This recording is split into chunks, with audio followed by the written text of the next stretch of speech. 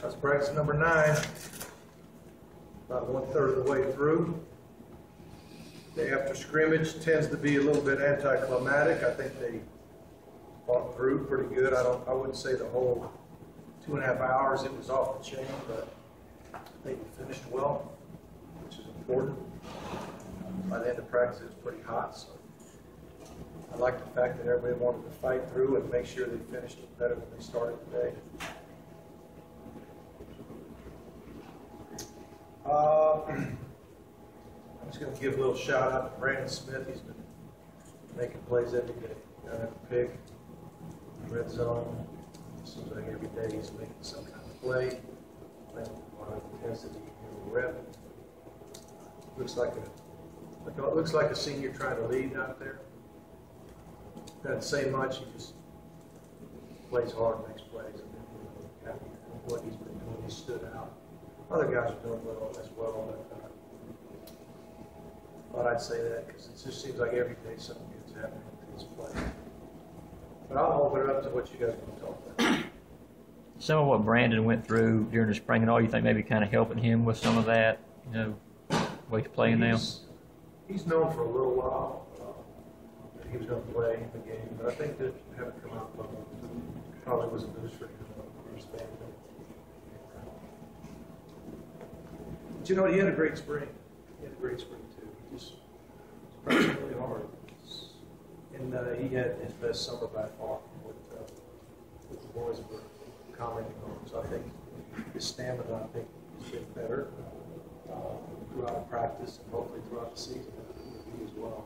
Has he or anybody else asserted himself at kick return, punt, and or kickoff? The problem with that on the kick return and punt returns, we really haven't gone live where you can say this guy's doing better than that guy. You've got to base on just on how they're catching punts in pre-practice and during the drill work. The closer we get to the game, we'll have a few more of those opportunities to put them under a little bit of pressure. But right now, we haven't got that far. Mark, how do you see the place kicking thing going on? Right now, I would say that Marshall Morgan is our extra point field goal guy. That's what I'd say. Right now, you're saying? After going back and looking at the tape of the scrimmage, and anything jump out at you maybe you were not aware of at the time it was going on, as far as maybe guys who was? Well, I think I really liked the improvement that the offensive line made. The number 1 unit played very well, I thought. The number 2 unit had some moments where they put it all together, and then some of the times that all 5 didn't put it together. 3 or 4 out of 5 were doing it right. I saw guys individually getting better. So I think that group's coming along. Marshall, Jamie Linden pushing Marshall pretty well. Right this minute, no. I think he's a talented kid. Right this minute. Can you assess the fullback situation as you see it as of today? Well, Merritt Hall, to me, is the number 1 guy. Staying in? Yeah, Merritt is really doing a great job, in my opinion. He's not perfect by any means, but he knows who to hit.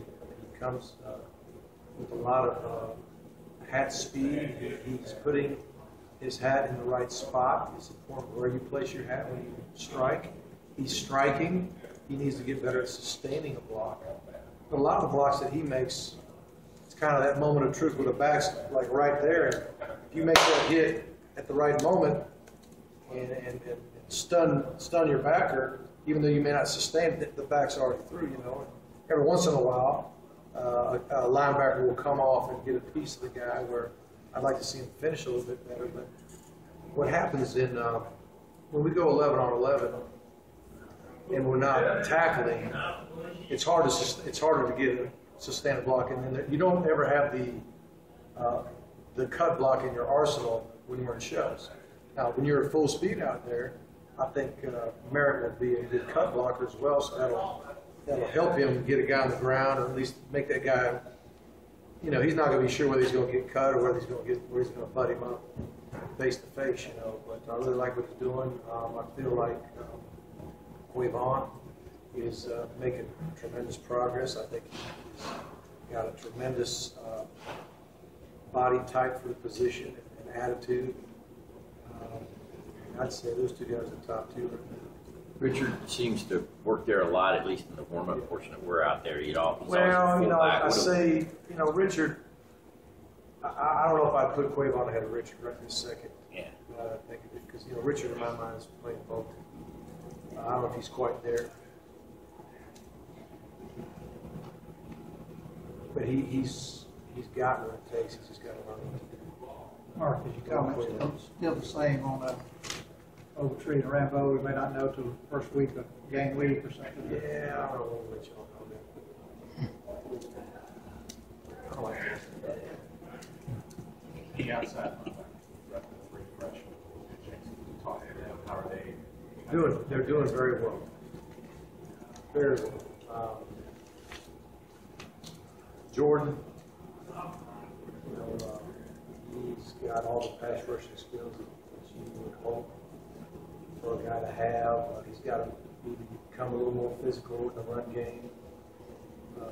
Josh Dawson is a little bit more stout than we thought he'd be.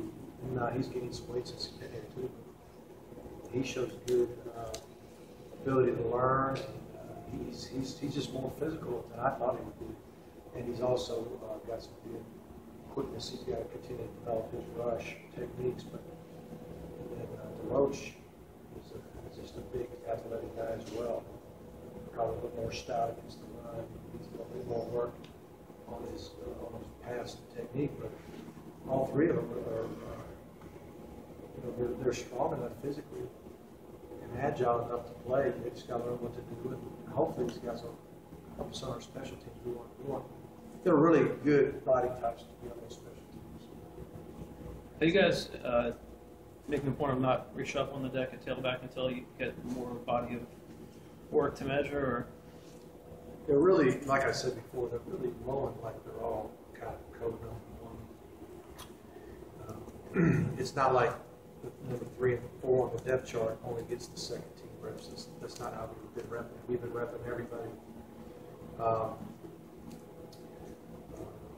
Well, I'll say this: the top couple guys haven't gone to the twos, but like Richard and Ken were with the ones, and then Keith and Todd were with the twos on the first drive. But then from then on, if Todd or Keith got a rep in with the ones, and then you know those other guys basically would get a rest, and then then we had Karimplis and Harton to finish out. Then there were 2 reps because we need to get them ready as well. So, but we're not. We are giving the 2 true freshmen an opportunity to be the number 1. Are you any more confident with that situation getting into camp here a little while, seeing I'm all very those guys confident work? they can run the ball well. Very confident they can run the ball well. And, they've got to be better in the passing game, to where we're not fearful of a guy busting an assignment, getting somebody hurt back there, causing a sack and a fumble and all that kind of stuff. So they both need more work at that. They're getting a ton of work there in the pass protection knowledge and the actual act of getting it done. So it's just a race. It's a race to the first game to see if we can get them where we don't have any fear of them being in the game. Seems like this time of fall camp, usually some of the freshmen start getting those dead legs to talk about. Have you seen any of that? Yeah. I thought I saw a little bit of heavy legs, not just freshmen, but the whole group. But it wasn't bad. It was nothing that they couldn't push through. One thing I think I've seen with this group is they've recovered pretty well every day. Usually I'll see a day like that a lot sooner than a day in practice number 9. And the good news was it wasn't a day where they couldn't recover and mentally just suck it up and finish. I thought they finished. Well, basically how they practiced the last 20 minutes was going to determine whether I thought it was a good day or not. And they did finish. They got together. They talked about last two games last year, I mean, you could hear guys talking about what it means to finish the fourth quarter. So at least they're talking about it, and they pushed through today. It was a good sign. Last question? What's the timeline on the goatee? You're gonna keep. I don't know. I shaved again, everything but this. My wife last night, actually it wasn't even last night, she texted me yesterday morning. Said she really liked it, so I keep it. Maced it. I keep it for a while.